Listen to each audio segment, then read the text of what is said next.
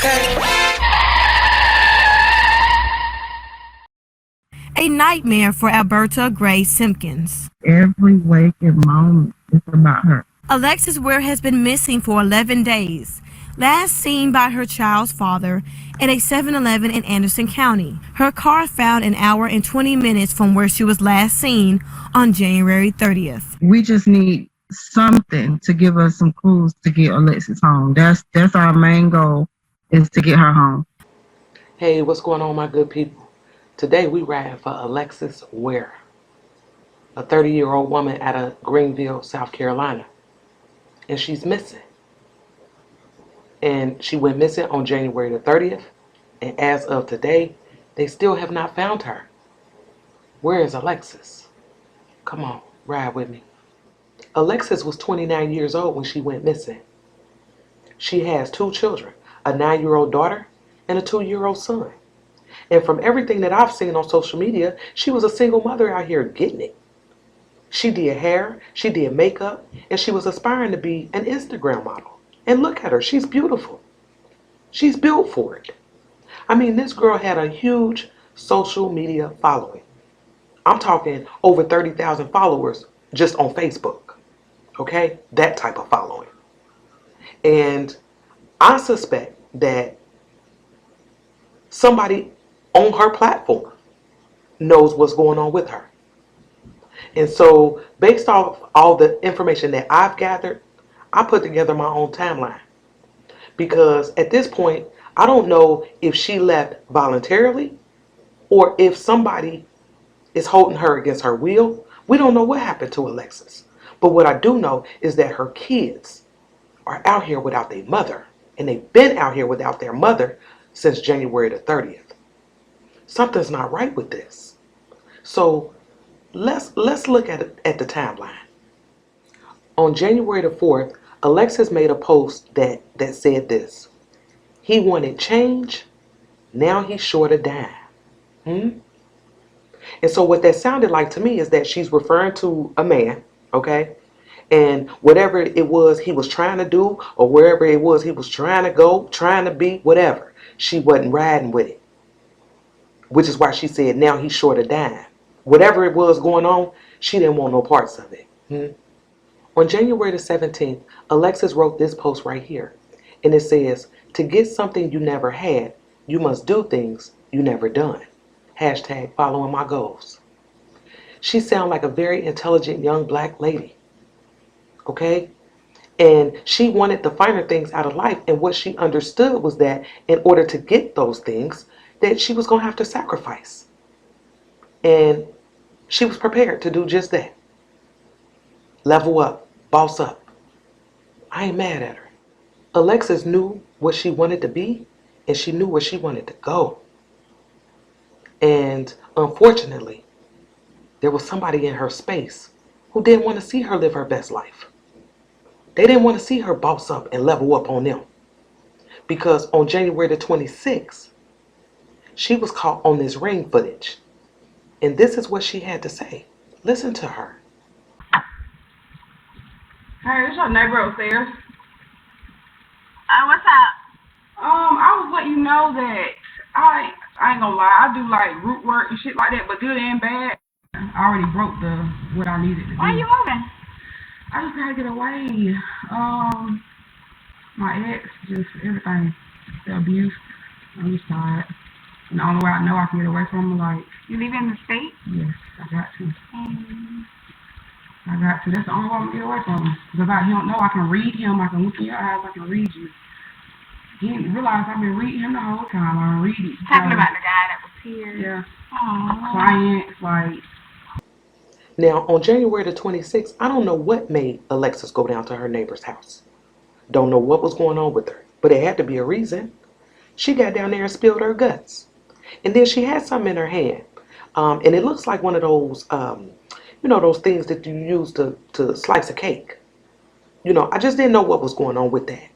But she seemed like she was in a bad space, okay? And she's talking about she need to get away. She's trying to get away from the ex-boyfriend. And I'm like, what boyfriend? Who?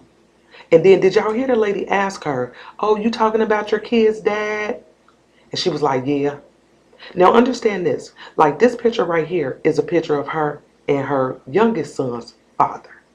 But from my understanding, he's not the father of her daughter. So we got two guys in the lineup, okay? Now, it's been rumored that the newest baby daddy abused her, beat on her mentally, physically, you know. So it was like, is this who she's talking about? Because she's thinking in order to get away from him, she need to leave the state. She just wanted to get away. This girl was spilling her guts, and I'm glad that that lady was willing to listen. She needed that. The question then became, how far was she willing to go? What was she planning on doing? Hmm? Alexis' mother, Miss Alberta, did an interview with Dateline, and she told Dateline that during the last weekend in January, which would have been right after this ring footage, that Alexis had been hanging out with the family all weekend long. And she felt like it wasn't the Alexis that they were used to. They knew something wasn't right with her. Something was going on with her. And as a mother, you know, she knew something wasn't right with her child, you know? And sometime Saturday night on the 29th, Alexis told her mother that she was being followed. Her mother said she cried. And it was like she wasn't really giving her mother all of the specifics. But she was alluding to, like, somebody's following me. Somebody was after her. Hmm? And not only that, Alexis told her mother she didn't feel like she was going to make it to see her birthday, which was March the 11th. She turned 30 years old. At this moment, something's going on with her. This whole week, starting with that ring footage, there was a lot going on with her mentally. And I mean, it's like she was struggling with it. Whatever it was, she was struggling with it. Know that. Alexis left her mother's house around noon on Sunday. And when her mother called to check on her at about 3 o'clock, she said that Alexis was laying in her bed taking a nap. But at some point, Alexis told her mother that somebody was outside her apartment in a black truck. And she called the police. And when she saw the police leave, she ran downstairs and got into her red Honda. And see, this is when shit gets a little tricky to me, a little shady to me. Because, okay, if she called the police, was the black truck still there? Did they, were they able to track down this black truck? Did they talk to anybody while they were there? Or was it like a drive-by and they didn't see the black truck and kept it pushing? I mean, I really want to know that. Whoever was in that black truck had Alexis spooked. So much so that she got up out of there ASAP and called her baby daddy. Listen to him. She was last seen by her children's father at around 7:30 in the Anderson area. Now, she's from Greenville, but she was reported missing in Anderson. He saw her at the store, right? Yeah, 7-Eleven on 29, Highway 29. All right, so what happened? She dropped the kids off? She called me, you know what I'm saying? I was at my aunt's house watching the game. She called me and said, TJ, where you at? I need you to come pick the kids up. You know what I'm saying? I'm about to get by the gas. So I said, okay, you know what I'm saying? How far can you make it? She said, I got 3 miles left in the car. So I said, try to make it to 7-Eleven on 29. So she was like, okay. So she made it.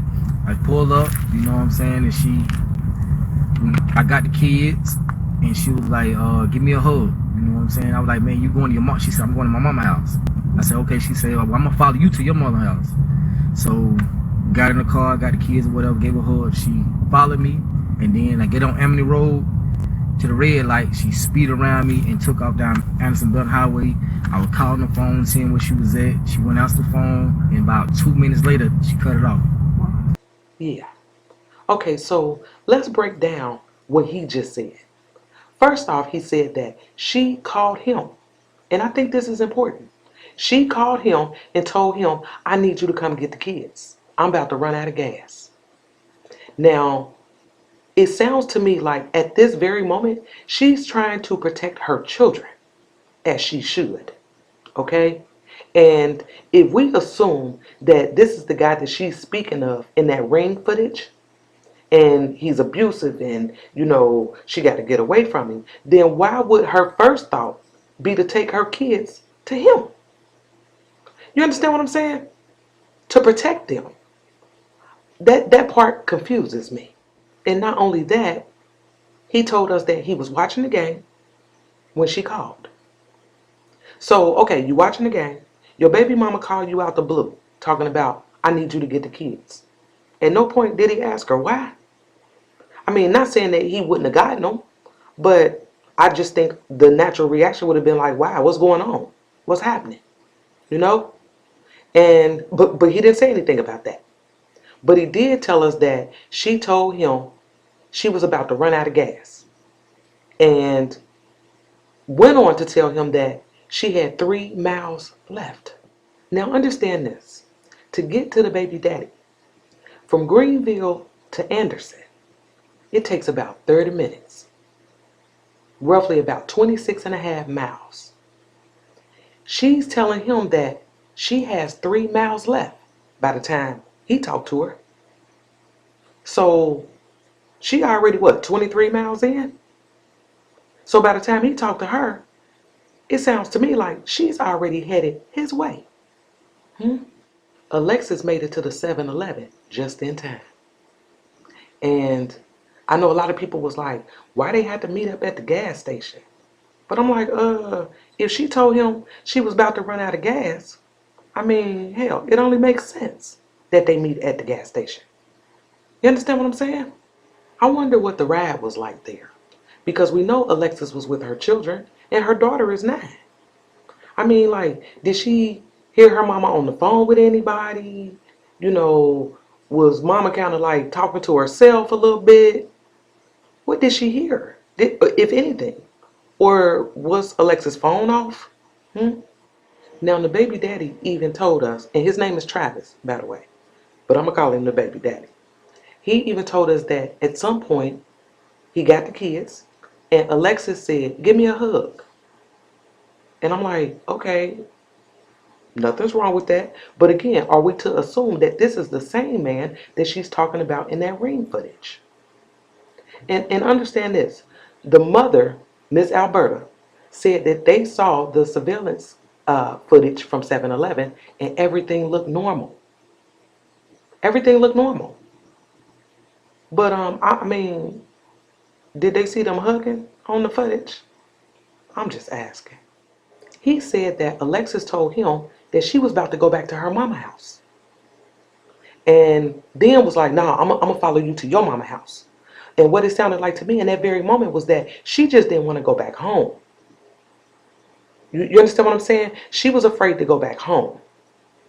And when they left that 7-Eleven, he thought she was following him to his mama house. But at some point, he got on the Amity Road and she sped around him and went in another direction. Now, if you look at this map right here, Amity Road runs parallel to the 7-Eleven. Okay? And this is a closer view of that street, Amity Road. But if she turned off at some point and now she's heading in another direction, then where the hell was she going? We were told that Alexis's phone recorded her location in Abbeville at 8:15. Now don't forget, Travis told us that he met her at the 7-Eleven at 7:30. Now if you look at this map right here, from the 7-Eleven to Abbeville, it takes about 40 minutes. And if he met up with her at 7:30 and her phone was pinging near Abbeville at 8:15, I mean, it adds up. That sounds about right. Where was she headed though? Travis tried to call her phone and Alexis didn't answer. He called several times. And so, because she wasn't answering, he called her mama. And then her mama tried to call her. And again, she did not answer. It was just like she took off into the night. And nobody knew where she was going, where she was headed. But the police told us at some point highway cameras picked her up going into Augusta, Georgia. Yeah, Augusta, Georgia. And if you look at this map right here, from that 7-Eleven, Augusta, Georgia is about 2 hours, a 2-hour ride. Alexis was on the move, y'all. At some point, Alexis made it back into South Carolina. At least her car did. And it was picked up on highway cameras. We don't know what happened after that. But what we do know is that on February the 1st, her family reported her missing.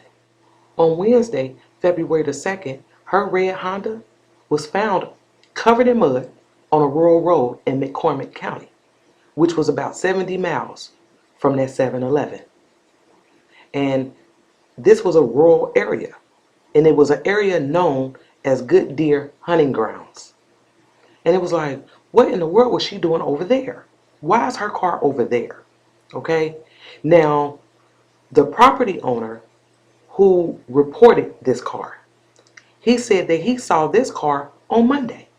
And see, this is what struck me as odd, because although they didn't report her missing until February the 1st, they found her car on the 2nd.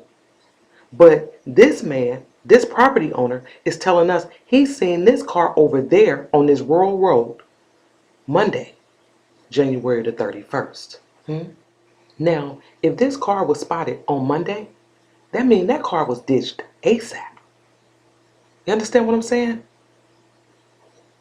And when they found the car, her cell phone was in there and her purse. And understand this, when she was at the 7-Eleven, she was wearing a bonnet. That's what we were told. She had on a bonnet. This same bonnet was found outside the car when they found it. I mean, it all sounds so shady to me. And it makes you think like, was there a struggle? Which is why her bonnet is no longer on her head? Or did she at some point take it off and it maybe fell out the car? Whoever ditched that car there, whether it be her or someone else, they had to have a ride away from there. I mean, we're talking about a rural area. So how did the car get there? I mean, I would love to hear what y'all think about this, because people started to look for her. Everybody's searching for her. Family, friends, and still no Alexis. At some point after Alexis went missing, her mother, Miss Alberta, started to receive messages from somebody claiming that they knew where she was. So she's asking them like, well, can I speak to her? Can you send me a picture of her? And they said they would, but they never did. This is a dirty game, y'all. Look at the text messages that she was getting from this person claiming to know where her daughter was. Look at this.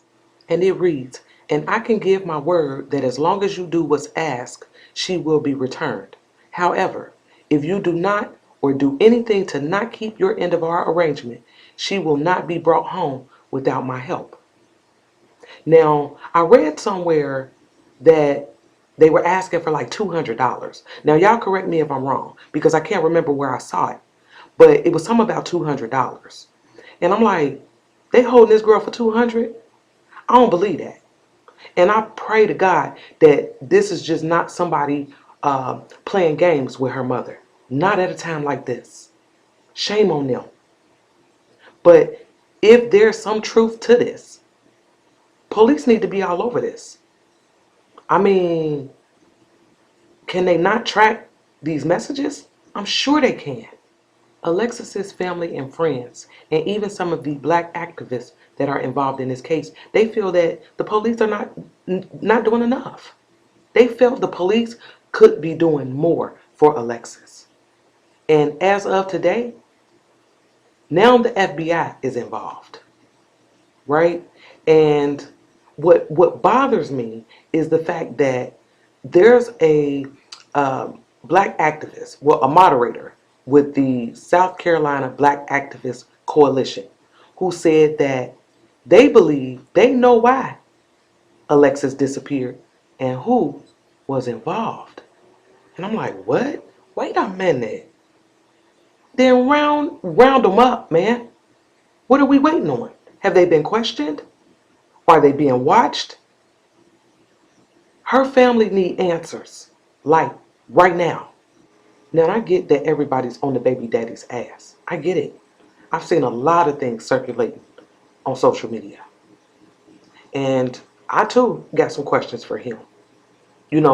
And for me, one of the things that, off the top of my head was like, how long was he anticipating on having the kids? What did Alexis tell him?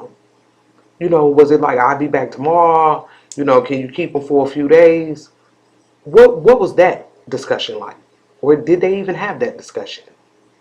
So I get it. I understand where people at with this. But you have to keep in mind that the police said that he picked those kids up, and then the next day he went to work. And everything checked out. His alibi checked out. So I don't know what to make of this. But it's looking like, to me, they're not looking at him like a suspect in her disappearance. I really want to know what happened to her. Did this girl leave willingly? Was she just running and she's trying to, did she have to get off the grid for a minute? Team 54, we got to pick this apart, man. For Alexis. We riding for her today. And she need to be brought home to her family and to her children.